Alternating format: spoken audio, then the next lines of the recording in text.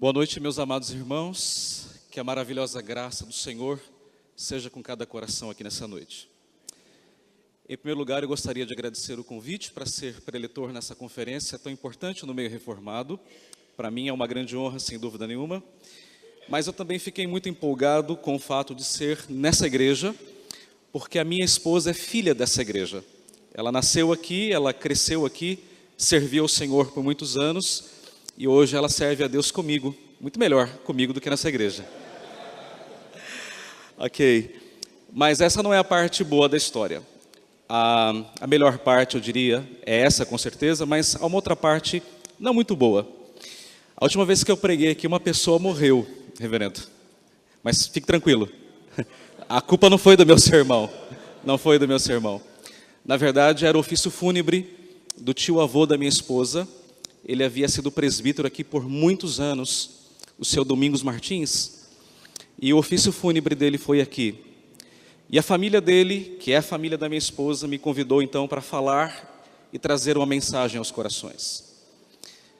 Eu passei alguns dias orando, naqueles dias que, entre a notícia e de fato o ofício, talvez 1 ou 2 dias, e eu fiquei pensando o que eu poderia trazer de consolo à família. E de fato não havia nada que pudesse consolar a família, senão uma pregação que fosse cristocêntrica. E naquela manhã fria de terça-feira, eu preguei com base em Romanos 8, nada poderá nos separar do amor de Deus em Cristo Jesus. Mas diante disso, a pergunta com a qual eu gostaria de introduzir a minha mensagem nessa noite é: qual é a natureza da pregação bíblica cristã? Não é Jesus Cristo? Não é o Salvador? Mas por que por vezes nós insistimos em não pregá-lo? Por que por vezes não tornamos Cristo o centro da nossa pregação? E nessa noite, com a graça do Senhor, eu desejo lhes falar sobre o tema que está aí na sua tela, pregando Jesus Cristo, a natureza da pregação cristocêntrica. E eu desejo abordar basicamente 4 tópicos nessa noite. O primeiro deles é uma definição do que é pregação cristocêntrica. O segundo deles é o fundamento bíblico da pregação cristocêntrica. E o terceiro é como pregar cristocentricamente. E eu encerro com algumas palavras de desafio e encorajamento a todos nós. Eu quero convidá-lo a abrir a sua Bíblia no Evangelho de Lucas, capítulo 24. É o capítulo final desse Evangelho. E ele será o nosso ponto de partida nessa noite. Lucas, capítulo 24, 25 a 27 e depois do 44 ao 47. Enquanto você abre, deixe-me recordar do que está acontecendo nessa passagem. Você se lembra que Jesus está conversando com os caminheiros, aqueles discípulos de Emaús. Eles tinham voltado de Jerusalém, da Páscoa, com a notícia de que Jesus morreu e não ressuscitou. E eles estão tristes caminhando rumo a Emaús. Era uma vila que ficava a cerca de 11 quilômetros de Jerusalém. E então Jesus aparece a eles. E eles pregam então alguma coisa muito importante. Veja comigo o texto bíblico. Honestos e tardos de coração, para crer tudo que os profetas disseram. Porventura, não convinha que o Cristo padecesse e entrasse na sua glória? E começando por Moisés, discorrendo por todos os profetas, expunha-lhes a que seu respeito constava em todas as Escrituras. Agora, verso 44 em diante. A seguir, Jesus lhes disse, agora ele está dizendo isso aos apóstolos: são estas as palavras que eu vos falei, estando ainda convosco. Importava se cumprisse tudo o que de mim está escrito na lei de Moisés, nos profetas e nos salmos. Então lhes abriu o entendimento para compreenderem as Escrituras. E lhes disse, assim está escrito que o Cristo havia de padecer e ressuscitar dentre os mortos no 3º dia, e que em seu nome se pregasse arrependimento para a remissão de pecados a todas as nações, começando em Jerusalém. Vamos falar com Deus mais uma vez. Senhor Deus, nós estamos diante da Tua Palavra e nós cremos que a Tua Palavra é a verdade absoluta. E nós te pedimos, ó Deus, que o Senhor abra o nosso entendimento, para que nós possamos ver Cristo revelado em todas as Escrituras. Que nós possamos, ó Deus, sair daqui nesta noite, realmente conscientes de que precisamos pregar a Cristo e exaltá-lo a cada dia mais nas nossas vidas. Fala, Senhor, ao nosso coração, é o que nós te pedimos, em nome de Jesus. Amém. Em primeiro lugar, irmãos, eu gostaria então de apresentar uma definição de pregação cristocêntrica. Há um livro que me despertou para a necessidade de pregar de maneira cristocêntrica. O livro Pregação Cristocêntrica, de Bryan Chapell. E ele tem uma excelente definição desse assunto. Pregação cristocêntrica é centralizar a pessoa de Cristo em toda a exposição bíblica. Para ele, pregação teocêntrica é Cristo no centro da pregação. Um outro homem que impactou a minha vida foi o pregador, professor e escritor Sidney Greidanus. Ele é autor de várias obras nesse assunto e talvez uma das maiores autoridades. E ele definiu pregação cristocêntrica da seguinte forma: pregar a Cristo não é meramente mencionar o nome de Jesus no sermão. Pregar a Cristo é proclamar algum aspecto da pessoa, da obra ou do ensino de Jesus, para que as pessoas possam crer nele, confiar nele, amá-lo, obedecê-lo. Mas houve um velho pregador, um pregador galês, cujo nome é Stuart Olyott, e ele deu uma definição muito interessante. Ele disse que Jesus é o assunto de toda a Bíblia. Se um pregador abre a sua Bíblia e não prega Cristo com base na passagem que tem diante de si, esse pregador não entendeu a Bíblia. E se ele não entendeu a Bíblia, ele não deveria estar pregando, porque onde Cristo não é pregado, ali não existe pregação. Forte isso, não é? Muito forte. Alguns anos atrás, a convite de um pastor amigo, nosso amigo em comum, reverendo Drauzio, eu fui à Escócia, fomos na verdade, eu e minha esposa, e a Escócia, você sabe, é o berço do presbiterianismo. E você chega lá encantado com tudo que há de muito bonito na Escócia, os castelos, as casas, as igrejas dos séculos 8, 9, 10, 11, 12, mas ao mesmo tempo a tristeza é muito grande. Templos e templos e templos fechados, transformados em café, transformados em hotéis, transformados em destilaria de uísque. E a grande pergunta é, por quê? Porque se prega de tudo nos púlpitos da igreja da Escócia, menos Jesus Cristo, menos Jesus Cristo. Mas não muito longe, aqui mesmo no Brasil, eu tenho visto que com raridade, poucos e poucos sermões falam sobre Cristo. Via de regra são sermões antropocêntricos, são autoajuda, são sermões que encantam as pessoas, mas não transformam as pessoas. As pessoas aparentemente saem cheias e ao mesmo tempo vazias. O que se ouve é geralmente assim: então, que Deus nos abençoe e que Deus aplique a mensagem ao nosso coração. Irmãos, isso não é pregação cristocêntrica. Mas uma última definição sobre o que é pregação cristocêntrica, que ao meu ver resume muito bem, foi dada pelo pastor Joel Bick. Ele disse que Cristo tem que ser o começo, o meio e o fim de todo o sermão. A pregação tem que exaltar a Cristo, para despertar, justificar, santificar e confortar os pecadores. Então, pregação cristocêntrica é tornar Jesus o fundamento da mensagem, o centro da mensagem, o alvo da mensagem, para transformar, restaurar e santificar os pecadores. O meu segundo ponto nessa noite é o fundamento bíblico da pregação cristocêntrica. No texto que acabamos de ler, Jesus afirmou claramente que a lei, os salmos e os profetas, isto é, toda a escritura fala dele. É evidente que quando Jesus faz referência apenas à lei, aos salmos, aos profetas, ele está falando de toda a escritura, inclusive dos livros históricos e dos livros poéticos. Esse tripé, lei, salmos e profetas, era uma estrutura básica do Antigo Testamento que suportava e que unificava toda a escritura do Antigo Testamento.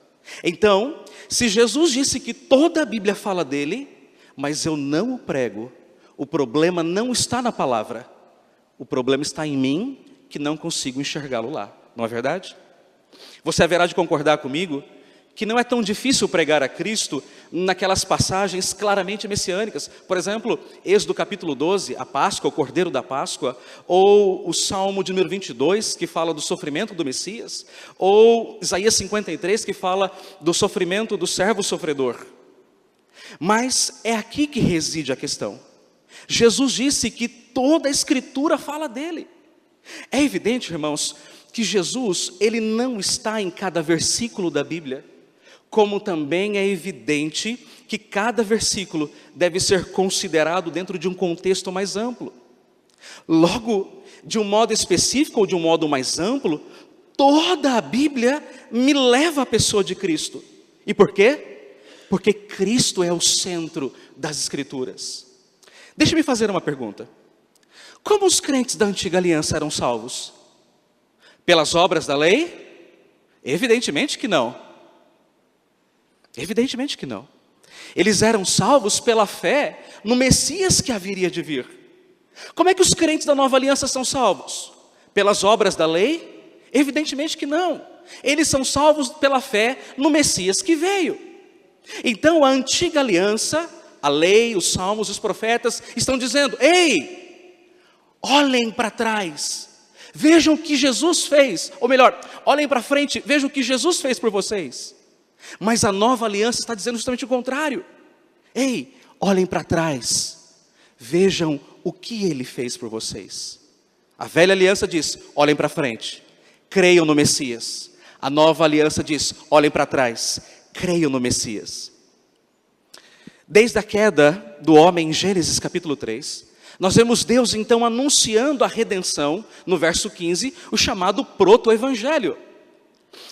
O texto de Gênesis diz: porém inimizade entre ti e a mulher, entre a tua descendência e o teu descendente. Este te ferirá a cabeça e tu lhe ferirás o calcanhar. Você conhece muito bem essa passagem. E essa passagem nos fala da vitória de Jesus sobre o pecado e sobre o tentador. É a redenção prometida por Deus. Está vendo? Haverá alguém que vai destruir o seu pior inimigo, a morte e o diabo. Agora, deixe-me fazer uma jornada com você pelo Antigo Testamento, uma rápida jornada. Você se lembra que em Abraão, Deus fez uma aliança, um pacto. Mas o povo foi capaz de cumprir o pacto? Sim ou não? Não. Em Moisés, Deus deu a lei para que o povo pudesse conhecê-lo e obedecê-lo. A pergunta é: o povo foi capaz de guardar a lei de Deus e amá-lo acima de todas as coisas? Sim ou não? Não. Mas Deus também deu a Moisés todo um sistema sacrificial para a remissão dos pecados. A pergunta é: o povo fez um uso correto daquele sistema? A resposta é não. Pelo contrário, eles corromperam todo aquele sistema. Veja o livro do profeta Malaquias. Os sacerdotes ofereciam lá animais impuros, imundos. Eles corromperam a provisão de Deus. Com Josué, Deus ordenou que eles conquistassem a terra prometida, mas eles foram incapazes, a obra ficou incompleta. No período dos juízes, na medida em que o povo clamava por um libertador, então Deus enviava um libertador e eles eram libertos por um tempo. Era uma liberdade temporária, e foi assim por centenas e centenas de anos. Então depois o povo pediu um rei. Eles olharam para as nações e todo mundo tinha um rei, e eles disseram: nós também precisamos de um rei, porque quem sabe esse rei vai resolver o nosso problema. Então Deus levantou Saul e depois Deus levantou Davi. Mas o melhor de todos os reis, que foi Davi, ele também pecou e falhou. Então os reis também não resolveram o problema. E o que é que Deus fez então? Deus enviou os profetas. E ele disse assim: quem sabe eles vão dar ouvidos aos meus profetas. Mas o que é que o povo de Israel fez? Não os ouviu e os matou. E o resultado foi 70 anos de sofrimento no exílio babilônico. Veja, portanto, que os eventos da antiga aliança, eles estão clamando por alguém. Eles estão clamando por uma pessoa, eles estão clamando por um Messias, alguém que possa efetivamente resolver o problema do homem. Esse é o ponto. Mas note agora como tudo nos remete à pessoa e à obra de Jesus Cristo. Eu quero que você preste bem atenção. Jesus Cristo é aquele em quem se cumpre a aliança com Abraão. Ele é o descendente prometido, segundo o apóstolo Paulo em Gálatas capítulo 3, verso 16. Ora, as promessas foram feitas a Abraão e ao seu descendente. E não diz aos descendentes, como se falando de muitos, porém como de um só, e ao teu descendente, que é Cristo. Então aquela aliança feita com Abraão, cumpriu-se em Cristo. Jesus Cristo é aquele que cumpre perfeita e cabalmente toda a lei. Ele disse, não penseis que vim revogar a lei e os profetas. Eu não vim para revogar, eu vim para cumprir. Note então que a lei foi cumprida. Jesus é o sacrifício perfeito. Jesus é aquele que se oferece a si mesmo de uma vez por todas. O que foi que ele disse na ceia do Senhor?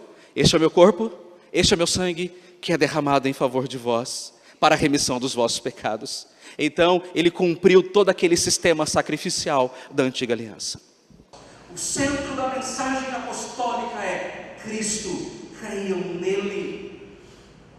Creiam nele. Em Atos capítulo 7, todo o discurso de Estevão é para demonstrar que Jesus é o cumprimento pleno das profecias da antiga aliança. Quando Paulo foi pregar o evangelho em Corinto, Paulo tinha consciência que aqueles gregos, eles eram amantes da filosofia e da retórica. Era isso que os encantava, era falar bonito, era ter um discurso muito encantador.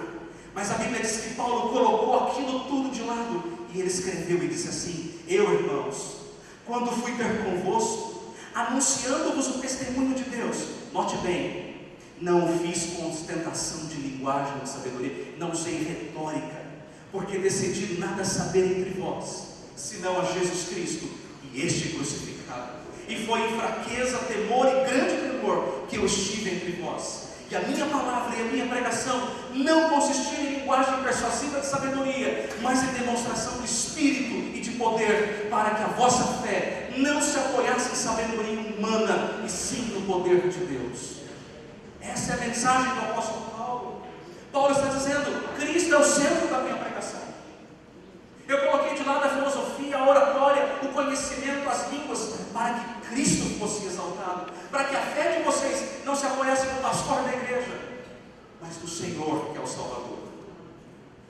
A maravilhosa carta aos Hebreus, que foi escrita para encorajar os crentes na fé, ele não é um livro de ética, de regras sobre conduta cristã. A carta aos Hebreus é um sermão de um pastor para encorajar os seus leitores a olharem para Jesus em todo o tempo. E o autor de Hebreus demonstra que Jesus é a revelação final de Deus. Ele é superior aos anjos, a Moisés, aos sacerdotes, ao tabernáculo, aos sacrifícios. Tudo quanto foi sombra na antiga aliança, Cristo é superior a tudo.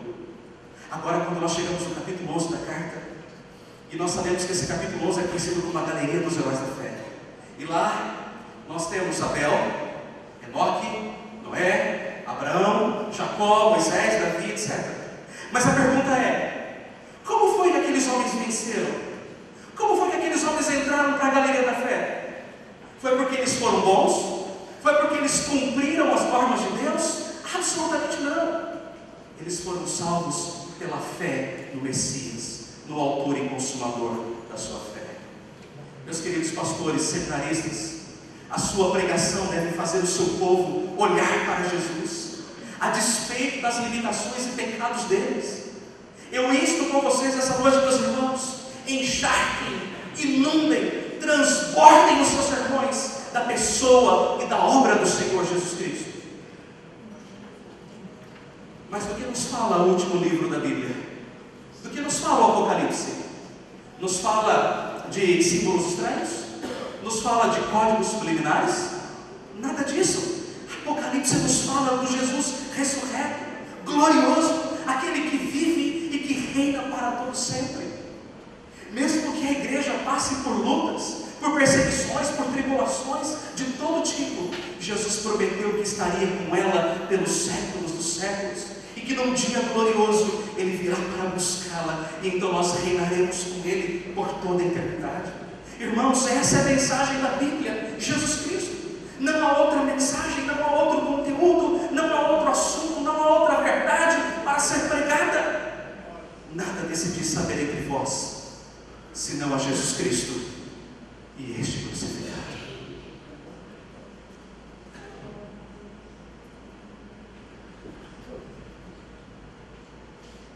Meu terceiro ponto nessa noite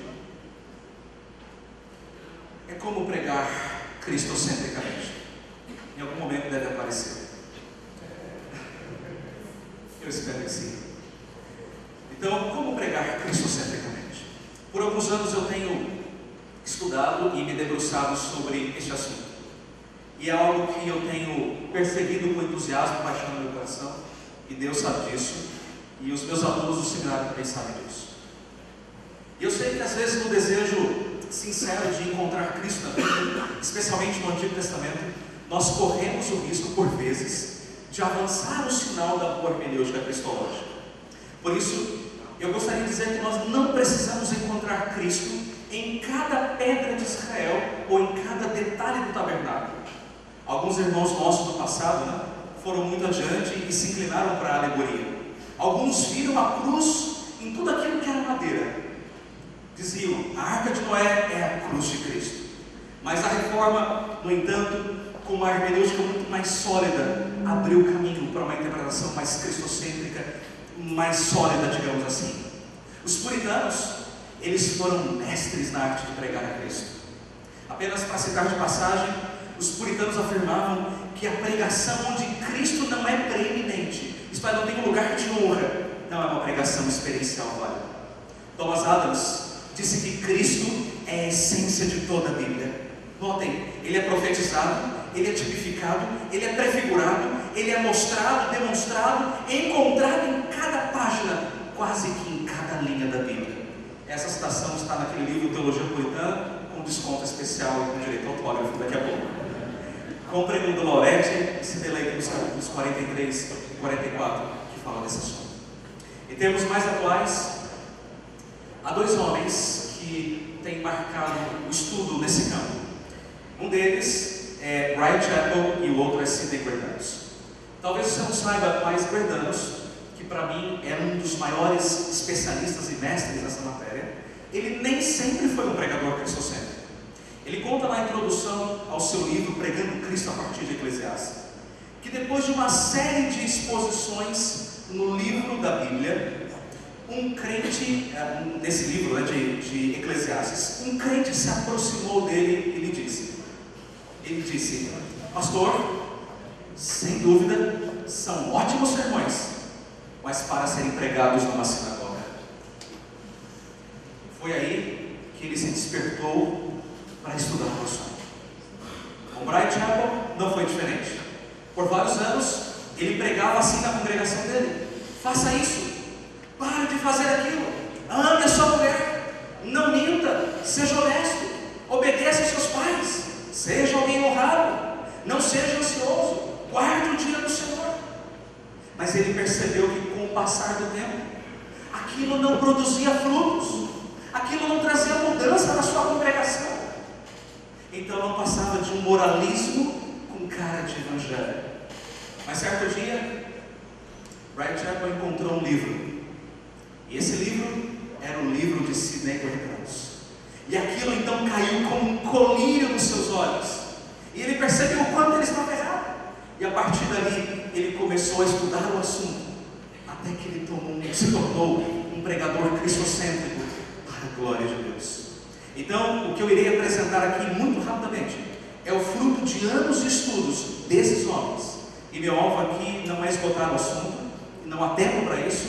Para os meus alunos de hermenêutica no seminário, isso é matéria de algumas aulas. O ponto levantado por Bryan Chapell e Greidanus é que você não precisa forçar o texto, mas você tem que construir uma ponte natural do texto até Jesus. Entenda que a Bíblia, ela está sempre revelando a nossa pecaminosidade e a nossa inabilidade em agradar a Deus. Desse modo, quando nós olhamos para uma passagem das Escrituras, o que é que nós estamos buscando? Nós estamos buscando aquilo que Bryan Chapell chama de FCD, o foco da condição decaída. Ou seja, qual é a raiz do problema do homem? De algum modo, a passagem bíblica está revelando o nosso pecado, a nossa miséria. Diante disso, o que é que nós devemos fazer? Devemos então ver como Jesus oferece redenção através da sua vida e da sua obra. Deixe-me dar um exemplo para não ser muito teórico. Quando você ouve um sermão, e certamente você já ouviu algum sermão sobre Davi e Golias, o que normalmente é dito? Seja forte como Golias. Quando as professoras da escola dominical contam historinhas para as crianças, dizem assim: olha, você tem que ser forte como Davi. Seja forte como Davi. Confie no Senhor. Não é assim? Normalmente é assim. Ou alguns dizem assim: você tem que vencer os gigantes da sua vida. Não é assim? Mas a pergunta é: será que é só isso que o texto realmente está dizendo? Será que é só sobre uma batalha? E eu tenho que vencer os gigantes da minha vida, desemprego, fome, doença, etc e tal? E a pergunta é: onde está Cristo no texto? Sidney Bridance, ele tem uma interpretação fantástica dessa passagem. Ele diz que nós temos que olhar para essa passagem e considerá-la em 3 níveis. O nível inferior, que fala da luta de um pastor contra um gigante. O nível intermediário, que fala de uma luta entre uma nação, a nação de Israel e as outras grandes nações. E o nível superior, que fala da luta entre o reino de Cristo e o reino do mal. O ponto é: a luta de Davi, meus irmãos, não é a nossa luta com os problemas da vida. A gente acha que o desemprego é o nosso gigante, que a enfermidade é o nosso gigante, que os problemas da família são o nosso gigante. Mas esse não é o ponto. A luta de Davi, ela é essencialmente espiritual, porque ela nos aponta um Salvador que lutou contra o nosso grande inimigo, o pecado e a morte, e os venceu por nós. O ponto é: Cristo é o Rei soberano que fez tudo e nos deu a vitória eterna. Então, se nós queremos ser cristocêntricos, nós devemos manter os nossos olhos em 2 aspectos de Cristo: a sua obra e a sua pessoa, o que Ele faz e quem Ele é. Mas uma pergunta: como foi que Davi venceu o gigante? Com armas? Não. Ele venceu como? Com a palavra. Ele disse assim: eu vou contra ti em nome do Senhor dos Exércitos. Mas como foi que Jesus venceu a tentação do diabo? Decretando, amarrando, demarcando o território? Foi assim? Absolutamente não. Jesus venceu com a palavra de Deus. Ele olhou para o diabo 3 vezes e disse: está escrito. O fato é que eu e você, nós não podemos ser como Davi e sair por aí vencendo tudo que é batalha. Muitas vezes vamos perder, vamos enfrentar lutas maiores do que nós. Mas o ponto é que em Cristo você é mais do que vencedor. Em Cristo, porque Ele venceu, nós também podemos vencer o pecado. Esse é o ponto da história de Davi. Portanto, cuidado para não ser um pregador exemplarista. Olha, seja como Abraão, seja como José, seja como Moisés, seja como Josué, seja como Davi, seja como aquele, ou esse ou aquele. Isso é um sermão exemplarista. Lembre-se que o foco não está na pessoa, mas em Cristo. O foco não é a obediência de Abraão, mas é Cristo como a provisão graciosa. O foco não está em José, que fugiu lá do pecado, mas em Cristo, que mesmo sendo tentado, nunca pecou e também nos ajuda a não pecar. O foco não está em Josué, que conquistou boa parte da terra prometida, mas em Cristo, que conquistou para os crentes perfeitamente a salvação e a vida eterna. O foco não está em Davi, que foi um grande rei e que venceu uma grande batalha, mas que caiu. O foco está em Cristo, que venceu todas as batalhas, cada uma delas, e triunfou pelos séculos dos séculos.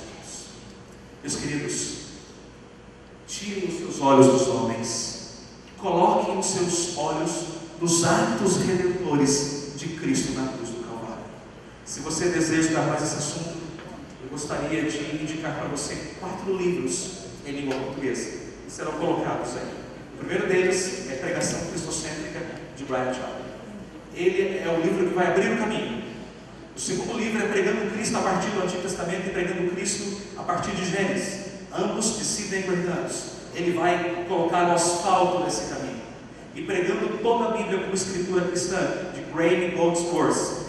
Eu garanto que você nunca mais pregará do mesmo modo depois de estudar essas obras. Eu imagino que o Laurete já esteja com esses livros em mãos. Seja um pregador cristocêntrico. Se isso for novo para você, eu queria encorajá-lo a estudar, a pesquisar e a labutar. Irmãos, especialmente que não são pregadores, orem pelos seus pastores, encorajem-nos a serem pregadores cristocêntricos. Vocês farão um grande benefício para o reino de Deus. Eu quero então terminar a minha mensagem nessa noite com algumas palavras de desafio e encorajamento.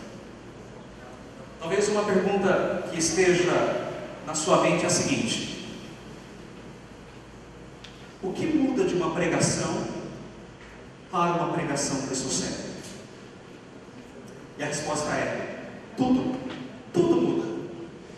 Eu afirmo que a grande diferença está no fato de que você abandona o estilo moralista de pregação, do tipo, faça isso e não faça aquilo, seja como José, mas não seja como Tomé, não fale mal do irmão, mas aquilo que edifica, não seja ansioso, mas confie em Deus. E quando você então abandona esse estilo de pregação moralista, você se torna um pregador da maravilhosa graça salvadora e santificadora de Jesus Cristo. Quando você prega um sermão sem apresentar Jesus Cristo, você causa duas coisas nos seus ouvintes. Eu quero que você preste bem atenção no que eu vou dizer agora. Quando você prega um sermão sem Cristo, você causa duas coisas nos seus ouvintes. A primeira delas é orgulho, porque o seu ouvinte pode acreditar que ele realmente é capaz de cumprir toda a palavra de Deus. A segunda coisa que você causa no seu ouvinte é desespero, porque ele sempre vai imaginar que jamais poderá cumprir aquilo. Ele vai se sentir diminuído. Ou orgulho ou desespero. Agora deixe-me dar um exemplo do que eu estou tentando dizer. Imagine que você estivesse pregando no Salmo 15. Eu quero convidá-lo a abrir a sua Bíblia lá no Salmo 15.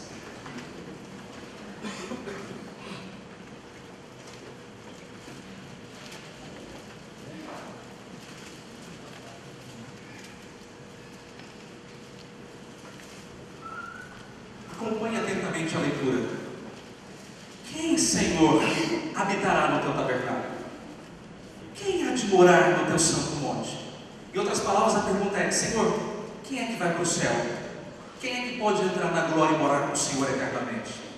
Vejam a resposta do salmista: o que vive com integridade e pratica a justiça, e de coração fala a verdade, o que não difama com a sua língua, não faz mal ao próximo, nem lança injúria contra o seu vizinho, o que aos seus olhos tem por desprezível ou rébula, mas honra os que temem ao Senhor, o que jura com dano próprio e não se retrata, o que não empresta o seu dinheiro com usura, nem aceita socorro contra o inocente. A pergunta é: quem é que pode viver assim? Que crente, por mais crente que seja, pode viver assim? Você acredita mesmo que pode ser íntegro em todo o tempo? Que pode praticar toda a justiça de Deus em todo o tempo? Que nunca vai falar alguma coisa que magoa o seu irmão, o seu próximo? O problema é que na medida em que você diz: olha, você tem que ser assim, você tem que viver assim como diz o Salmo 15, ou você vai gerar orgulho, porque muitos crentes avisados vão acreditar mesmo que podem ser assim, então você corre o risco de ter na sua congregação um monte de fariseus. Ou você vai gerar desespero no seu povo, porque aquele irmãozinho vai dizer assim: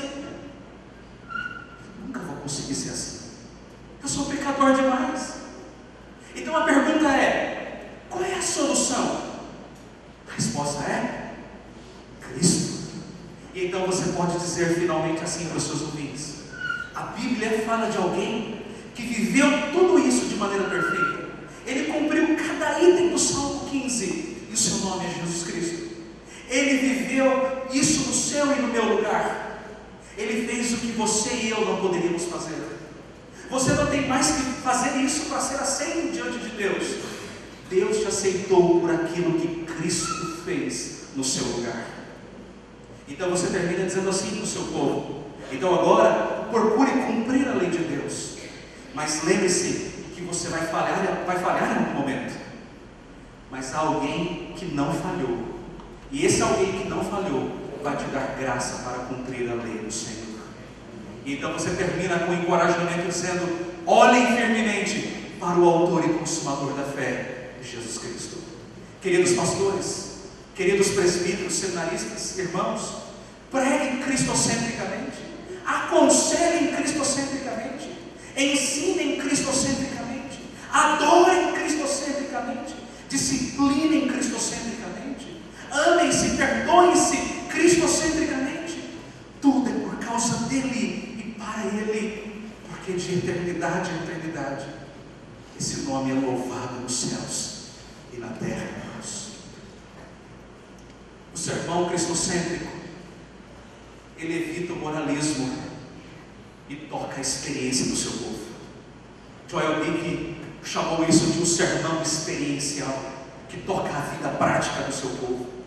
A pregação, note bem, a pregação moralista, ela conforma as pessoas, mas a pregação cristocêntrica transforma as pessoas. O sermão moralista nos torna orgulhosos do que fazemos, mas o sermão cristocêntrico nos torna orgulhosos do que Cristo fez por nós. Essa é a diferença. Ao pregar Cristo, demonstre que somente Ele dá o sentido ao seu casamento e ao seu lar. Somente Ele dá sentido ao seu trabalho, ao seu lazer, ao seu caráter, à sua cidadania e tudo que existe na sua vida. Charles Spurgeon foi considerado por muitos o príncipe dos pregadores. Foi um homem que pregou a multidões e levou milhares a Cristo. E ele escreveu um pequeno livro chamado Pregando Cristo. E ele dá alguns conselhos práticos. Eu gostaria de muito rapidamente compartilhá-los com vocês. Quando nós pregamos a Cristo, nós também devemos pregar os seus ofícios. Devemos pregar a Cristo como o grandioso sumo sacerdote que vive para sempre e intercede por nós. Devemos pregá-lo como profeta cujas palavras são divinas e portanto nos chegam com autoridade. Devemos assegurar-nos de pregá-lo como Rei exaltado que governa sobre tudo e sobre todos. Devemos ter sempre o propósito de pregar a Cristo como a única esperança do pecador. Pregue a Cristo corajosamente, pregue a Cristo afetuosamente, pregue a Cristo com simplicidade. Mas deixe-me contar uma história. Conta-se que naquele período do grande avivamento na Inglaterra, uma comitiva de pastores americanos viajou, cruzou o Atlântico, para ver o que estava acontecendo, aquele derramar extraordinário do Espírito na Inglaterra, no velho continente. E pela manhã aquela comitiva de pastores visitou uma igreja de um pregador que reunia ali milhares de pessoas.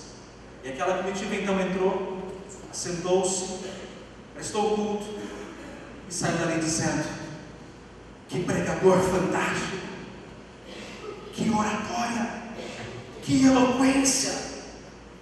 Mas à noite, aquela comitiva visitou a igreja do Tabernáculo Metropolitano.